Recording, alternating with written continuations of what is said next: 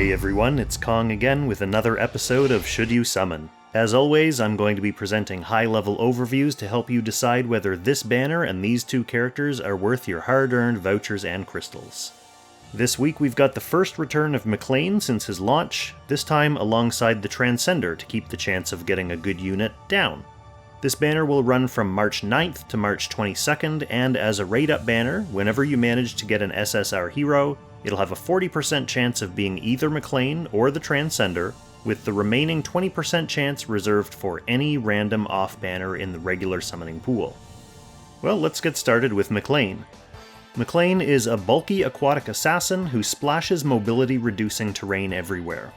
He's a member of Yales Legends, buffed by Landius and Sigma, Meteor Strike, buffed by Zerida and Epsilon, and Strategic Masters, buffed by Ultimuller, Lanford, and Grenshiel. For bonds, he doesn't unlock anyone else's bonds yet, and he needs Werner for his defensive bond and his sister Mariendel for his attack bond. For content, McClaine is obviously a PvP-focused unit. For now, he's one of the stronger assassins in the meta. His tiles are an effective way to help slow down an enemy's advance, so he can be useful against both stall and rush-oriented teams. He's bulky, and he has a revive, so he's not easy to trade with either. That said, the new character Polyol is an excellent tile eraser, and the upcoming meta additions Grenshiel and Leon fly over or overwrite his tiles respectively. If you're summoning him fresh right now and then building him up from 3 stars, he may be nearing the end of his PvP life by the time he's ready to go into your box, so fair warning. Next up, we've got the Transcender. The Transcender is a magical DPS who can regular attack twice if he's above a certain HP threshold. His 3-cost skill lets him swap HP with an enemy and then act again. Other than that, he has some AoE skills. He's a member of Yales Legends, buffed by Landius and Sigma, Dark Reincarnation, buffed by Bozel and Licorice, and Mythical Realm, buffed by Gizaroth and the Sage of the Trees. For bonds, he unlocks the attack bond for Alpha. He needs Epsilon for his own defensive bond, and the old original Gizaroth for his attack bond. For content, in PvE, he's on faction for Leviar and Phoenix in the Eternal Temple, and Fenrir and Needhog in Ancient Beckoning.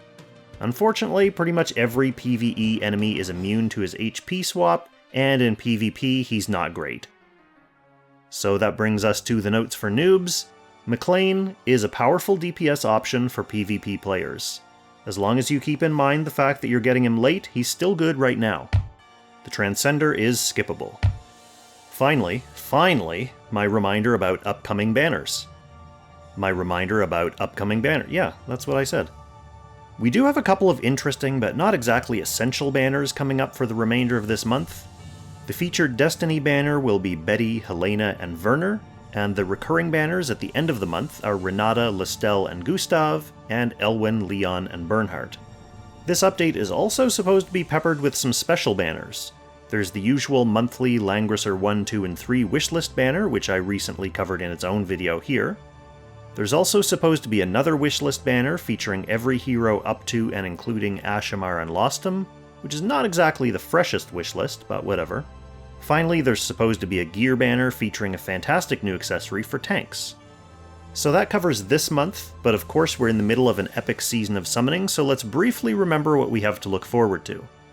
Next month's update brings another must-summon PvP unit in Strategic Masters buffing Grenshiel. The month after that should be the next Trails collab with Agnes and Elaine, assuming we get that on schedule. And finally, the month after that is the launch of the next limited solo banner featuring the Awakener. Anyway, that's it for this quick episode, so let us know in the comments or on the Tone Discord whether you're summoning or saving. Thank you so much for watching, I wish you all the best of luck, and I'll catch you in the next Should You Summon. Extra special thanks, of course, to our Langrisser tier channel members for generously supporting the channel directly. Shout out to Levitt, Derek, Kate Soon, Jared Portela, Jerome Meyer, and Harambe for keeping me going in the face of YouTube's ad algorithms.